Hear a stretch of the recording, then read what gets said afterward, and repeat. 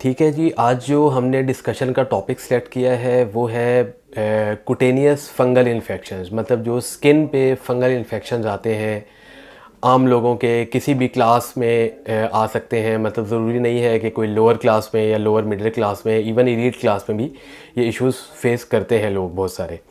ठीक है, अगर हम लोग इसको ब्रॉडली थोड़ा सा डिस्क्राइब कर लें कि फंगल इन्फेक्शंस जो आते हैं मेनली वो कौन से ऑर्गेनिज़म्स हैं या किन लोगों पे आते हैं। ये इसमें तकरीबन जो स्किन पे मेनली इफ़ेक्ट करते हैं वो 3 किस्म के ऑर्गेनिज़म्स हैं। ठीक है, एक माइक्रोस्पोरम आते हैं, उसके डिफरेंट टाइप्स हैं। ठीक है, ट्राइकोफाइटोन्स आते हैं, एपिडर्मोफाइटोन्स हैं वो आते हैं। ठीक है, जो स्किन पे फंगल इन्फेक्शंस का कॉज बनते हैं।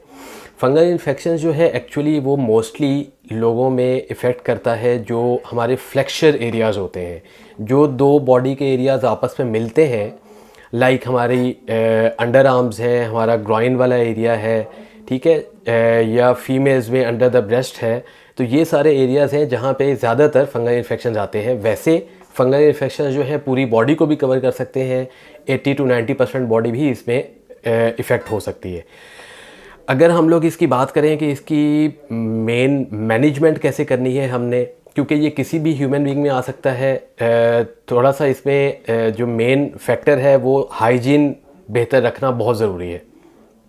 ठीक है, इसमें ये है कि जो हमने मैनेजमेंट करनी होती है, वैसे तो आप किसी भी डर्मेटोलॉजिस्ट को जाके दिखाएंगे तो उसमें मैनेजमेंट में ओरल भी हम लोग मेडिसिन्स देते हैं और टॉपिकल मेडिसिन्स भी यूज़ करते हैं। ठीक है, लेकिन जो इसमें फ़र्स्ट चीज़ है जो कि आप सब पेशेंट्स या हम सब पेशेंट्स घर में मैनेज कर सकते हैं, उसमें ये होता है कि आपने अपनी हाइजीन बेहतर रखनी है। डेली आप शॉवर लें, अपना सबका टॉवल अलहदा हो। ठीक है, दिन में जितनी दफ़ा भी आपकी बॉडी किसी भी इशू की वजह से वेट होती है, आफ्टर बैदिंग है या आफ्टर यूजिंग अ वॉशरूम है, तो जब भी आपकी बॉडी वेट हो आपने उसको टॉवल से अच्छे तरीके से ड्राई कर लेना है। उसके बाद अगर आपको फंगल इन्फेक्शन या कोई ऐसा इशू जो कि आपको बॉडी में ज़्यादा मॉइस्चर की वजह से फेस करना पड़ रहा है, तो उस पर आप अपने डॉक्टर को कंसल्ट कर सकते हैं, अपने डर्मेटोलॉजिस्ट को दिखा सकते हैं जिसके पास आप कंफर्टेबल हैं। क्योंकि इसमें जब तक आप किसी भी एजुकेटेड या प्रोफेशनल को नहीं दिखाएंगे, उसमें ये होता है कि आपकी प्रॉपरली मैनेजमेंट नहीं हो पाती।